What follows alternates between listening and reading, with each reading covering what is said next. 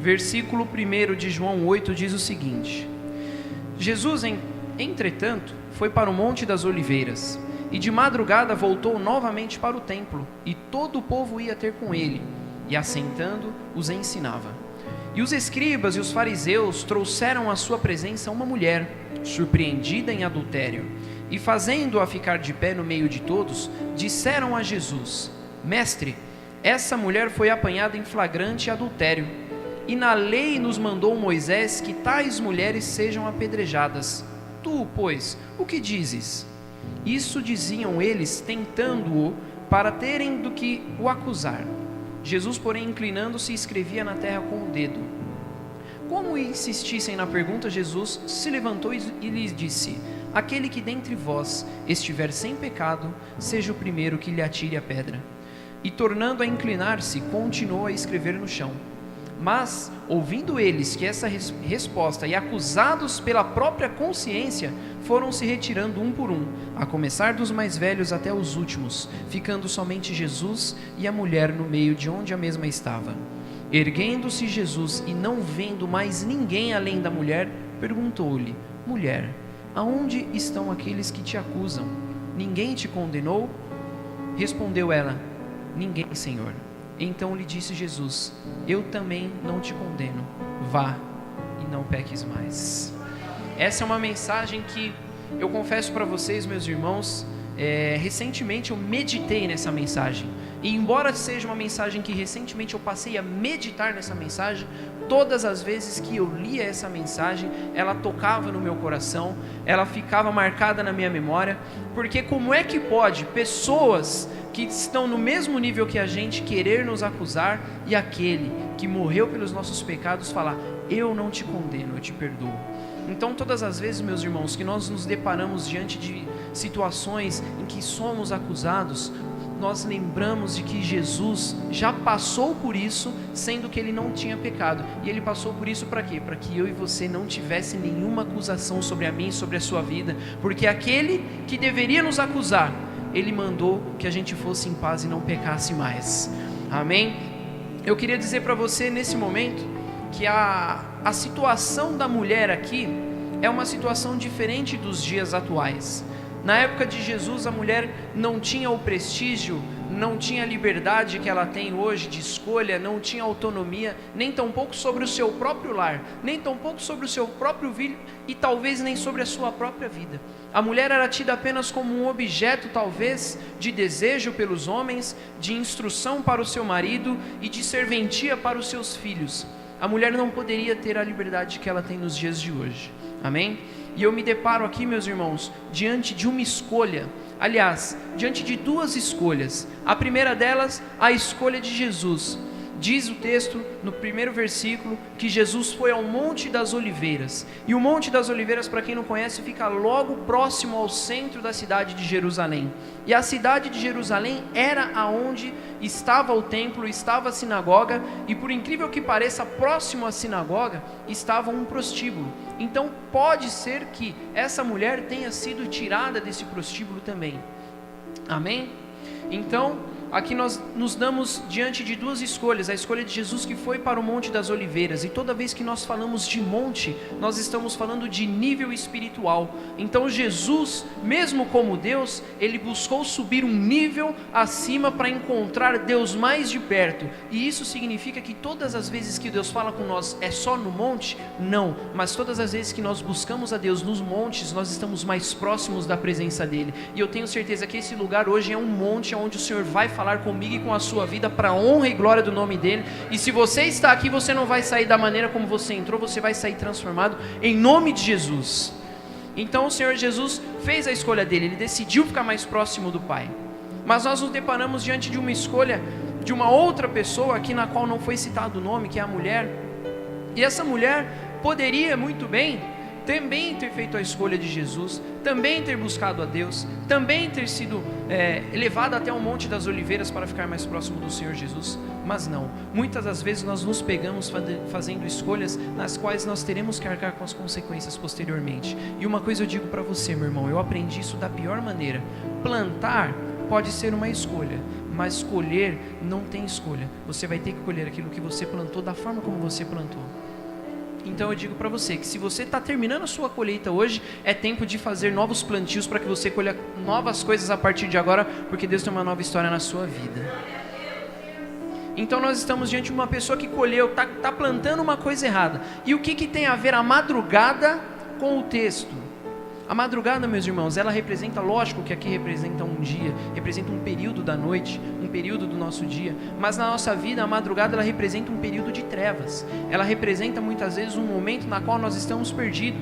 A madrugada, muitas das vezes, ela representa uma situação na qual nós nos deparamos diante de uma situação onde nós precisamos fazer escolha, mas para onde nós olhamos está tudo escuro. Mas também a madrugada representa o quê? A intimidade. Na sua madrugada, na hora que você coloca a cabeça no seu travesseiro, só você e Deus sabe aquilo que se passa na sua cabeça, no seu coração. E não adianta, porque pessoas que são casadas, pessoas que moram juntos, podem deitar juntos com seus maridos, com as suas esposas, mas não vai conseguir perceber aquilo que se passa dentro do coração de quem está ao seu lado. Esse é um momento seu com Deus, é um momento onde só você sabe aquilo que está passando. E nesse momento, meus amados, eu vejo que muitas das vezes a gente aproveita a madrugada, aproveita a escuridão para fazer escolhas que não nos agradam e também não agradam a Deus, mesmo correndo riscos. Nós sabemos que na madrugada a gente faz algumas escolhas que não condizem, por quê? Porque ninguém está vendo, porque está escuro, menos pessoas vão observar aquilo que a gente está fazendo. Então a madrugada é um momento onde a gente faz mais escolhas, e na maioria das vezes, quando nós estamos fora da presença do Senhor, as escolhas que nós fazemos são escolhas equivocadas. A madrugada é um momento onde você fala, bom, eu vou fazer isso, eu sei que ninguém está vendo. Posso te dar uma dica? Serviu para mim. Todas as vezes que nós achamos que ninguém está vendo o que a gente está fazendo, olha para cima. Lá em cima tem alguém que está 24 horas olhando por você, e o Salmo diz que ele nem cochila, nem tosqueneja. Então quer dizer que aonde você for, o Senhor está te acompanhando, Ele está te olhando, Ele está guardando, Ele está velando por você, e não importa aquilo que você faça, Ele sabe. E antes de você fazer, Ele já te perdoou. O Senhor é o Deus do perdão. Eu queria que você guardasse isso no seu coração hoje, porque o Senhor Jesus é o Senhor do perdão. Ao mesmo tempo em que Ele condena o pecado, Ele ama o pecador e Ele perdoa o pecador pelo seu pecado. E é esse Jesus que a gente está vindo aqui, observar hoje, vindo nesse monte para ter mais intimidade com Ele. E a palavra do Senhor fala que Jesus subiu, mas quando Ele desceu, de madrugada, eu creio que seja logo no início da manhã, porque algumas traduções falam que no início da manhã é o momento em que Jesus volta para o templo, volta para a sinagoga. Eis que de longe você escuta burburinhos de pessoas gritando, uma multidão, e Jesus olha aquela multidão e fala, nossa, o que está acontecendo?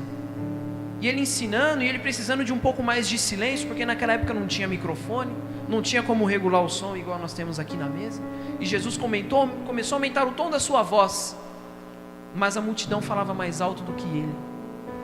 E eu imagino, meus irmãos, que quando a multidão arrasta aquela mulher, ela está tendo um caminho doloroso, um caminho na qual só ela sabe o que se passou ali no final daquela madrugada. E eu sei que ela estava sendo arrastada, porque o versículo fala que quando ela chega na presença de Deus, de Jesus, aqueles que a estão acusando a colocam de pé. Então você só coloca de pé alguém que está deitado, e você não traz alguém deitado numa boa, numa maca, num carrinho, não, você traz alguém que cometeu um pecado arrastado, na maioria das vezes pelo cabelo. Por quê? Porque essa mulher tinha uma sentença sobre a vida dela, ela tinha uma sentença de morte, e eu quero dizer para você que essa sentença de morte não estava errada.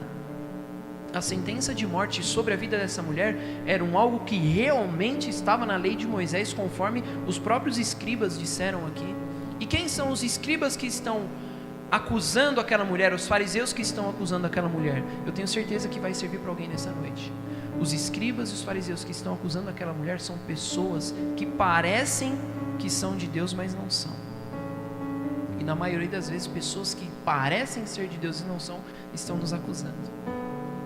E eu quero dizer para você uma coisa, meu irmão: aqueles que parecem ser de Deus não são nada diante da presença do Senhor Jesus Cristo, que está aqui para purificar a minha e a sua vida. Se aqueles que parecem ser de Deus querem te acusar, a presença do Senhor Jesus Cristo está aqui através do Espírito Santo para te libertar dessas acusações hoje, em nome de Jesus. E na maioria das vezes, as pessoas que estão nos acusando porque o outro disse. Porque aqui fala, na palavra do Senhor fala, que ela foi pega em adultério. Ok, será que estava toda a multidão assistindo ela? A hora que ela começou a adulterar, opa, aí acendeu a luz, está todo mundo olhando para ela?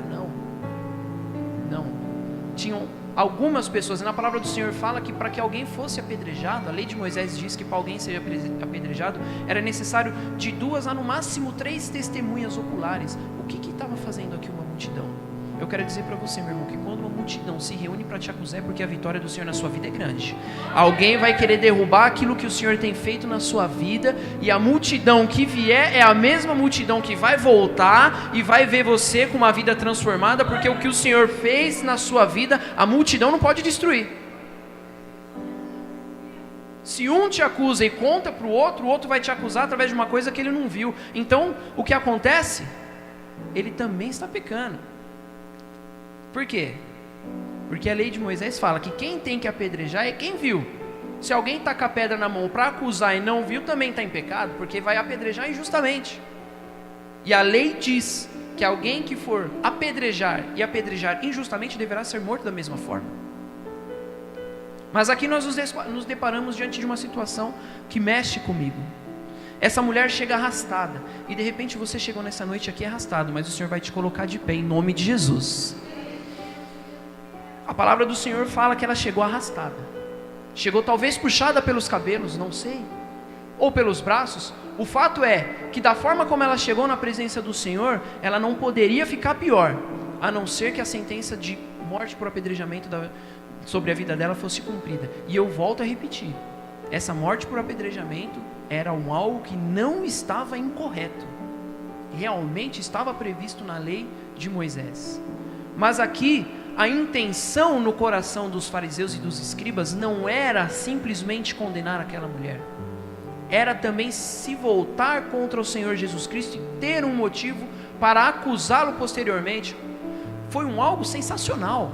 Foi um plano muito bem bolado. Foi algo que pessoas se reuniram, eu imagino, e falaram: a gente precisa acusar aquele homem, porque ele está fazendo um milagre, aquele homem está ensinando algo que é o amor, só que ele fala que vem em nome do Senhor Deus, e o Senhor Deus falou para Moisés que a gente teria que matar as pessoas apedrejadas no meio do adultério. Vamos fazer o seguinte, vamos armar um negócio para ele aqui, vamos levar alguém que adulterou na presença do Senhor, na presença dele, e vamos ver qual é a atitude dele. Se ele mandar apedrejar, ele está indo contra aquilo que ele falou. Mas se ele falar que não é para apedrejar, ele está indo contra aquilo que Moisés falou. E aí? Armaram para Jesus, e eu tenho certeza, meus irmãos, que quando você é alguém escolhido por Deus, algumas pessoas também querem armar na sua vida. Mas pode ficar tranquilo, quanto mais armarem, mais o Senhor vai desarmar na sua vida, e mais vitória na sua vida vai ter, mais celebração de gozo da parte do Senhor Jesus Cristo vai ter sobre as nossas vidas, e quanto mais tentarem, mais pessoas vão ter que aplaudir aquilo que o Senhor fez na sua vida. E estavam tentando Jesus, porque aquela mulher já tinha uma sentença. Por quê? Que deveriam levar ela até a presença de Jesus. Ela já tinha uma sentença, já poderiam aplicar a sentença. A sentença diz que ela deveria ser levada para fora da cidade e apedrejada pelas testemunhas oculares. Mas eles chegaram até a presença de Jesus, e a palavra do Senhor diz que a partir do momento, eu imagino que Jesus começou a escrever quando ele não conseguiu falar mais, porque a multidão gritava perto dele. Então Jesus, ao ver o que estava acontecendo, ele abaixou e começou a escrever na terra. E eu quero dizer para você, meu amado, tudo aquilo que o Senhor Jesus Cristo escreve é eterno, e tudo aquilo que ele escreve é importante. Quer uma prova? O seu nome hoje está no livro da Bíblia, da vida. Foi escrito pelo dedo dele. E você é importante para Deus. Então tudo aquilo que ele escreve tem importância, mas na Bíblia não fala o que ele estava escrevendo. Na Bíblia não fala, mas ele estava escrevendo. Então alguma coisa importante ali estava acontecendo. E eu não sei se vocês conhecem, mas a tradição de um judeu, quando um outro se apresenta para falar com ele, se alguém está abaixado, agachado, de cabeça baixa, ele deve levantar a cabeça, inclinar-se e o cumprimentar. Essa é a tradição judeia. Só que aqueles que vêm para te acusar na presença do Senhor, Jesus não respeita. Então veio a multidão, e quando a multidão chegou, Jesus ficou abaixado. E a multidão acusava a mulher para Jesus, e Jesus, ao invés de respeitá-los, ele continuava abaixado. Ou seja, eu sei quem é ela, eu sei qual é a intenção de vocês, eu não devo respeito a vocês. E ele não se levantou. Só que ao mesmo momento, e eu quero que você perceba isso, ao momento que o Senhor Jesus se põe agachado na presença da multidão, ele vê o estado que a mulher que estava sendo arrastada estava, e ele olhou para ela e teve compaixão da vida dela. Então não importa a multidão que tenta interpor a sua intimidade com Jesus, nem que for para ele se abaixar, ele vai te ver nessa noite e vai atender o seu pedido. Nem que for para ele se abaixar, ele vai ver o seu pedido, ele vai ver aquilo que você precisa. E então, Jesus continuou escrevendo, e a multidão falava para ele: mestre, e aí, como é que é? Foi pego em adultério. E uma coisa que o texto não narra, mas é importante a gente frisar, é que em nenhum momento a mulher se defende. Porque a primeira coisa que a gente faz para nós mesmos é tentar nos enganar. Ah, mas eu fiz isso, mas é porque se eu não fizesse, outro ia fazer. Ah, eu fiz isso porque não tinha ninguém, eu peço perdão para Deus, está tudo certo. Ah, eu fiz isso porque ninguém viu, porque é uma coisa tão pequena. É a forma mais comum da gente tentar nos livrar do nosso pecado, é tentar nos auto-sabotar. A gente pode até nos enganar, mas a Deus a gente não engana. E Jesus sabia que ela tinha um pecado. Em momento algum, ela negou que ela tivesse pecado. Ela falou: não, Deus, espera aí, ó. O que eles estão contando aí é mentira, viu? Esse aqui nem estava lá, ó. Não.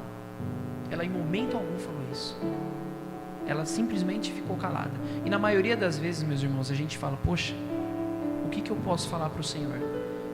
Se você ficar em silêncio, Deus conhece o seu coração. Se o seu coração estiver chorando, se o seu coração estiver triste, e você não tiver aquilo que falar, se ponha de joelho na presença do Senhor. Ele vai te abaixar, Ele vai se abaixar para te ver.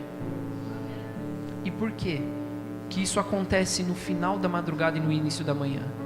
Porque na palavra do Senhor fala que o choro dura uma noite, mas a alegria vem pela manhã.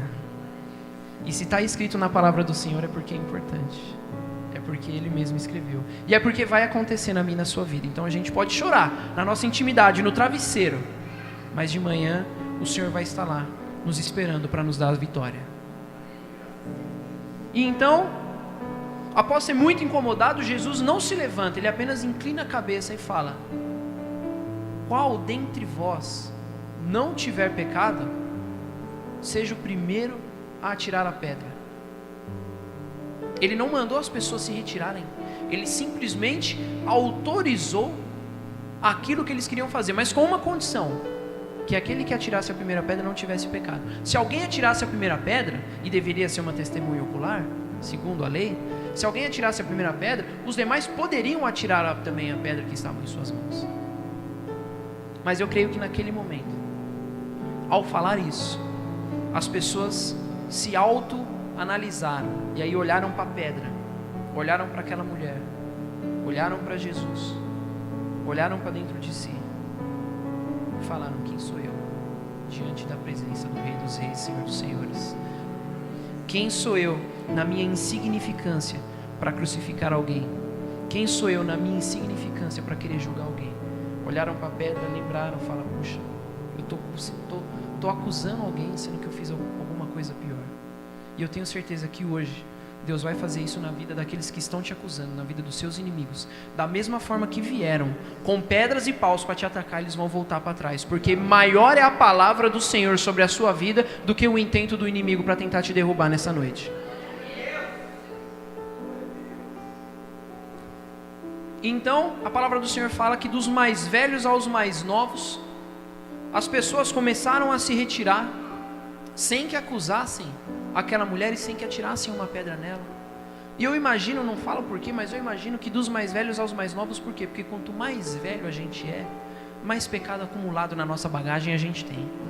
Então aqueles primeiros que estavam acusando ela tinham mais pecado que ela. E muitas das vezes a gente olha para aquilo que estão acusando da gente e tentando nos defender, e essa mulher simplesmente ficou calada. Eu falo para você, meu irmão, no silêncio Deus age também. E se ele está em silêncio, pode ter certeza que ele está agindo ao seu favor. Jesus estava em silêncio, escrevendo. Ele estava parado? Não, ele estava escrevendo, mas ele estava em silêncio. Então eu falo que hoje o Senhor está escrevendo uma nova história na minha e na sua vida, mesmo que ele esteja em silêncio. E após a multidão se retirar um por um, porque é assim que Deus vai fazer, meus irmãos, na sua vida. Ele vai derrubar os seus inimigos um por um, até que todos saiam da sua presença, para que você tenha uma maior intimidade com Jesus. Aqueles que vieram para te atacar vão voltar envergonhados. Então, após todos eles saírem, Jesus olhou para ela e disse: mulher, aonde estão os seus acusadores? Ninguém te condenou? Eu sei que tem alguém recebendo. Eu queria estar sentado aí recebendo essa palavra. O Senhor pergunta para você hoje: cadê o seu acusador?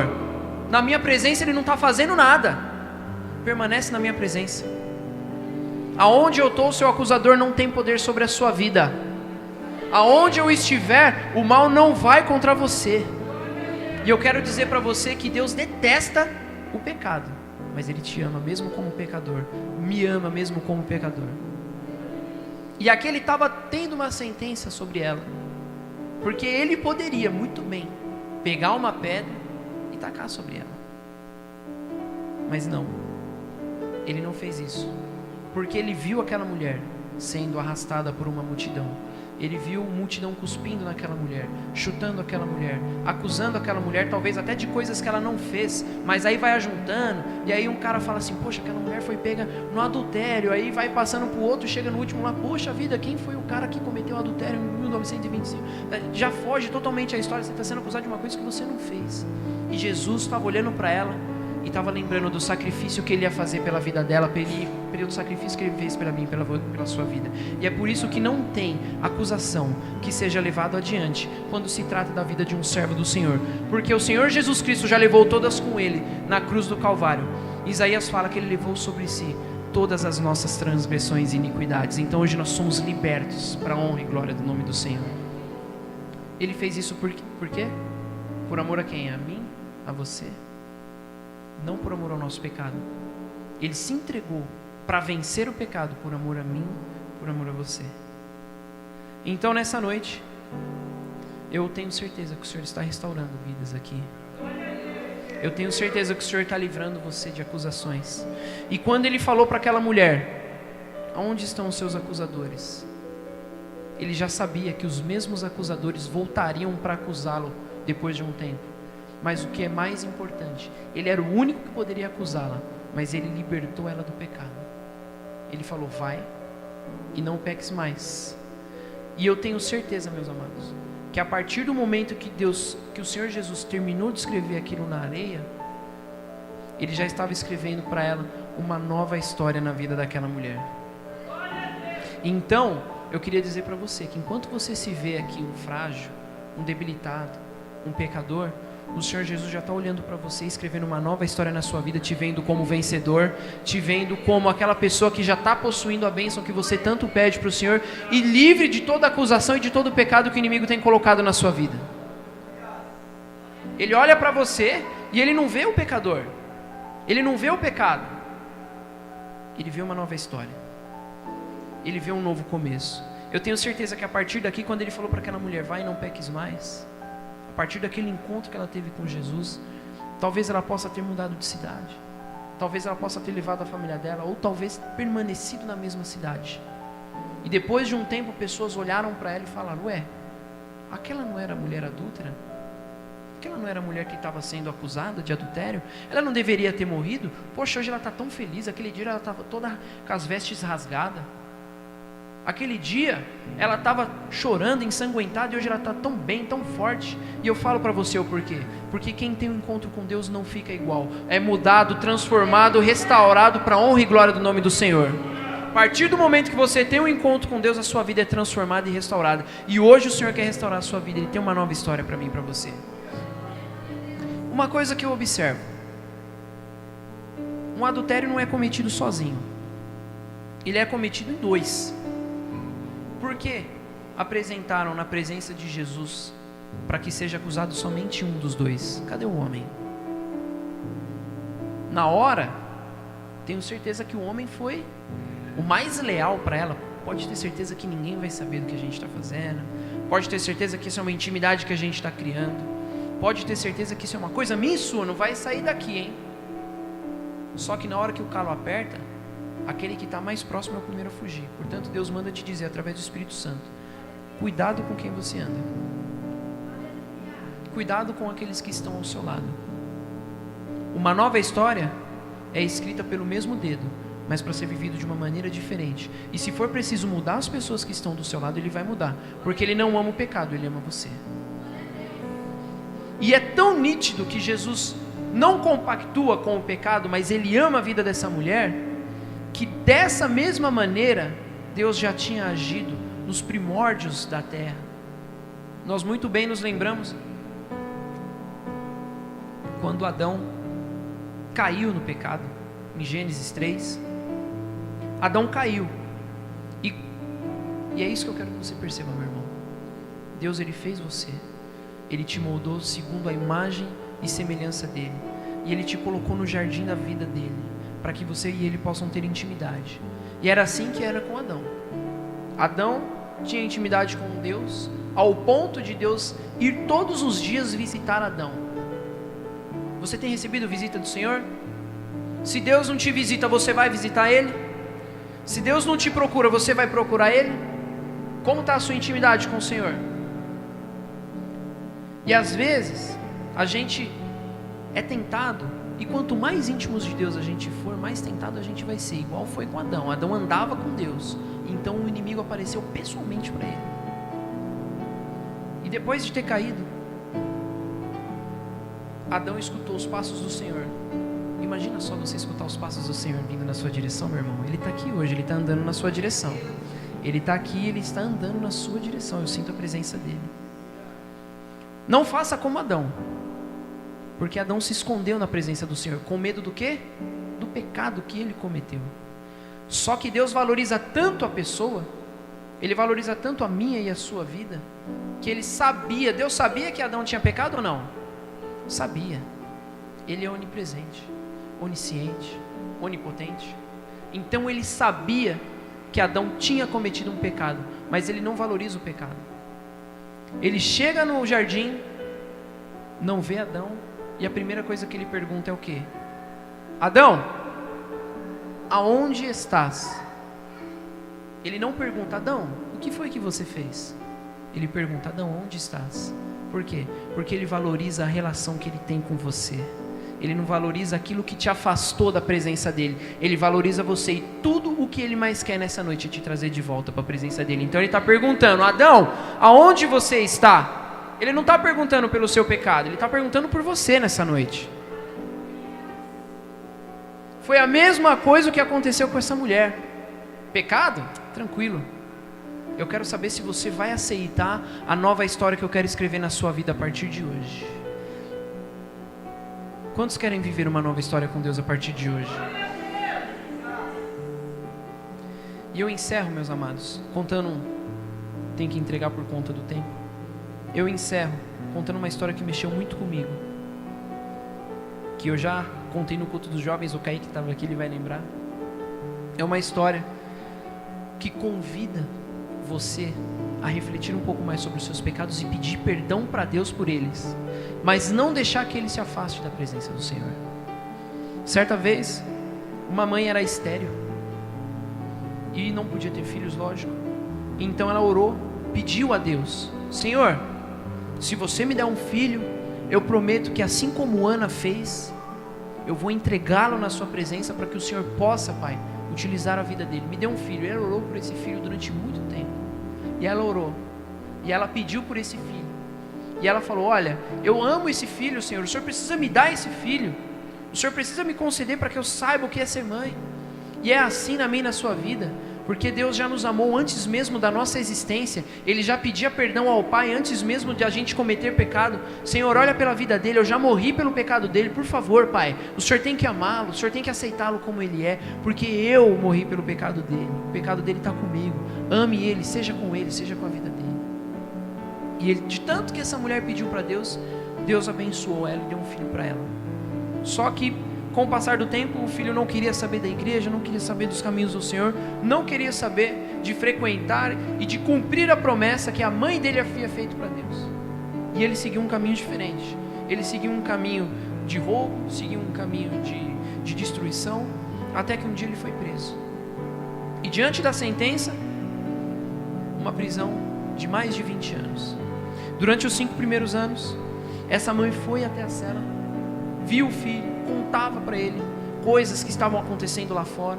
E eles moravam numa cidade pequena, num vilarejo pequeno, aonde o único meio de transporte, a não ser os animais, era um trem que passava no meio da cidade. E por incrível que pareça, uma das estações era próximo da casa dessa mulher. Então, quando ela queria ver o filho preso, ela pegava o trem, descia no centro da cidade, falava com o filho, e durante 5 anos ela fez isso. No 5º ano, ela chegou nele e falou assim: filho, eu preciso contar uma coisa que vai transformar a sua vida, e eu espero que transforme. Pode falar, mãe. Ela estava perto da cela e falou assim: olha, eu sou estéril, você é meu filho único, porque eu pedi a Deus pela sua vida, e eu já te amava antes de você nascer. E ele se emocionou e demonstrou para a mãe dele uma falsa emoção. Pediu para que ela pudesse encostar o rosto na cela, para que ele pudesse dar um beijo. E a partir do momento em que ela encostou o rosto, ao invés de beijar, ele deu uma mordida que arrancou um pedaço da mãe dele. E a mãe dele ficou desolada, viu a marca que foi feita. E muitas vezes a gente faz marcas do Senhor. Muitas vezes o Senhor nos ama e Ele espera algo de nós e nós o machucamos. E ela foi embora. E durante os próximos 15 anos ela não apareceu naquela cela para ver o filho. Eles não tiveram comunicação. Só que nesses 15 anos, um serviço missionário entrou naquela cadeia e pregou a palavra do Senhor nas diversas celas, e diversas pessoas aceitaram Jesus, e uma delas foi esse filho dela. E aí ele começou a estudar a palavra e entendeu que ele era fruto de um milagre, e que ele devia perdão para alguém, e esse alguém era a mãe dele. Então, como eles não tinham contato, porque a mãe dele não ia visitá-lo, ele resolveu escrever uma carta. E na carta dizia: mãe, eu sei que eu deixei uma marca em você, eu sei que eu te machuquei, eu sei que eu te decepcionei, eu sei que eu não correspondi àquilo que você fez por mim, mãe. Mas hoje eu sou uma nova pessoa. Jesus escreveu uma nova história na areia para mim, eu já estou vivendo essa nova história. Quem vai viver essa nova história a partir de hoje? E ele escreveu isso na carta e falou assim: eu consegui um indulto, mãe, eu estou sendo libertado agora da prisão para passar um tempo livre. E a primeira coisa que eu quero fazer é te pedir perdão pessoalmente, mãe. Se a senhora aceita o meu pedido de perdão, por favor, na mangueira que fica no quintal da nossa casa, é possível ver através do trem. Eu vou pegar o trem. Então coloque no galho da mangueira um lencinho branco, para que eu possa entender que a senhora aceitou o meu pedido de desculpa, não precisa responder a minha carta. Passou algum tempo, ele conseguiu o indulto de liberdade e foi, pegou o trem, na ansiedade de conseguir ver a resposta da mãe dele. E isso às vezes acontece com a gente, porque a mãe dele não respondeu a carta, a mãe dele ficou em silêncio, e às vezes a gente está esperando uma resposta de Deus, e Deus fica em silêncio, e a gente fala: meu Deus, e agora? Será que Deus não está me ouvindo? Será que eu não sou merecedor? Será que eu não sou digno? Ei, calma, o Senhor tem coisa grande para você, maior do que aquilo que você espera. E então ele estava lá esperando o lencinho, e o trem começou a andar, e passou por um, passou pelo outro, chegou na estação perto da casa dele. Ele já começou a se coçar: puxa vida, será que é minha mãe? E quando ele fez a curva que apareceu a casa dele, ele ficou surpreso. Por quê? Porque ele não encontrou o lenço que ele pediu. Ele encontrou um lençol branco de cama de casal estendido lá, e a mãe dele estava esperando ele com a maior alegria possível. E quando ele desceu do trem, ele foi correndo para a casa dele, deixou as coisas no meio do caminho. Quando viu a mãe dele, ele abraçou a mãe dele e falou: mãe, eu pensei que você não fosse me perdoar, mãe. E eu só pedi um sinalzinho desse tamanho, por que você fez isso? Ela falou assim: filho, durante 15 anos eu amargurei, aguardando você. E eu estou aqui hoje, não quero perder esse tempo com você. Eu te perdoo, meu filho. E dei um abraço. E aquela família foi restaurada. E eu estou dizendo para você, através do Espírito Santo nessa noite, você está aguardando um sinalzinho do Senhor. E o Senhor vai te dar um sinal muito maior do que aquilo que você espera. A única coisa que Ele está esperando de você é o seu pedido de perdão. Se coloca de pé nessa noite.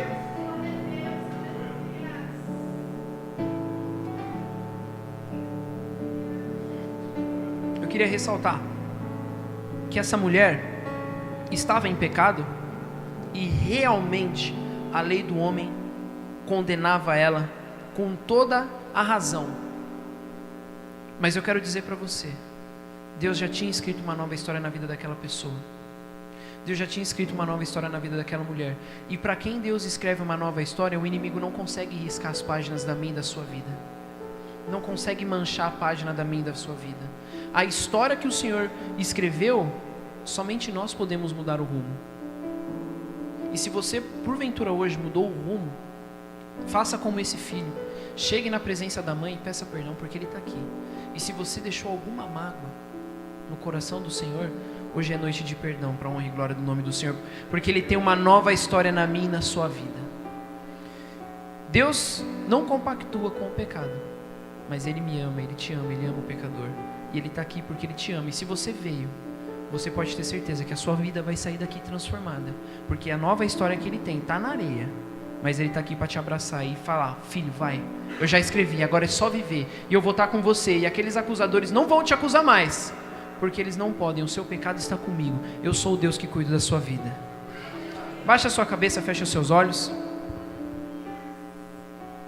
Santo Deus, eterno Pai de misericórdia, graças te damos, Senhor, porque até aqui, meu Pai, o Senhor nos tem sustentado, Pai. Graças te damos, Senhor, porque a sua graça nos basta, Senhor. Nos momentos em que nós achamos que a nossa vida está perdida, no momento em que nós achamos que não vale mais a pena, Senhor, te servir, no momento em que nós achamos, ó Pai, que o nosso pecado já passou dos limites e nós perdemos, ó Pai, a comunhão contigo. Mas hoje eu te peço, Senhor, que o Senhor derrame da sua graça, meu Pai, sobre os nossos pecados, sobre a nossa vida, Senhor, porque na tua palavra fala, Senhor, que aonde abundou a graça, que aonde abundou o pecado, superabundou a graça, Senhor. Então eu queremos, ó Pai, a sua abundância de graça na nossa vida hoje, Pai, que possamos ser libertos, Senhor, dos nossos pecados, que possamos ser libertos, Senhor, das nossas acusações, que na maioria das vezes, ó Pai, essa multidão que nos acusa está dentro do nosso próprio coração, está dentro da nossa própria alma, Senhor. Muitas vezes somos acusados por aquilo que nós deixamos no passado não resolvido, nós deixamos para trás e não trouxemos, ó Pai, a solução para o presente, mas sabemos, ó Pai, que o Senhor está a nos esperar para solucionar os problemas das nossas vidas, Senhor. Então eu te peço nessa noite, ó Pai, por mim primeiro, pelos meus irmãos que estão aqui comigo, ó Pai, perdoa, Senhor, os nossos pecados e nos livra, Senhor, das nossas próprias acusações e das acusações, ó Pai, que os inimigos fazem sobre a nossa vida, porque eu sei que é isso o que está faltando para que nós possamos viver contigo, Senhor, uma nova história, ó Pai. E sabemos, ó Pai, que às vezes compactuamos com coisas que podem nos levar à morte. Muitas vezes uma morte que não é física, mas também espiritual. Mas eu creio num Deus que ressuscitou dentre os mortos e pode ressuscitar a minha vida, pode ressuscitar a vida daqueles que estão aqui hoje através do perdão, ó Pai. Então eu te peço, meu Deus, eu te peço que o Senhor comece hoje uma nova história na minha vida e na vida dos meus irmãos e nos livre, ó Pai, das acusações dos pecados que nós tivemos, ó Pai, para a honra e glória do Senhor, porque cremos num Deus de restauração e não de acusação. É assim que eu oro e te agradeço, Pai, pois essa é a sua palavra que nunca volta vazia. Em nome do Pai, do Filho e do Espírito Santo. Amém. Você pode aplaudir ao Senhor nessa noite?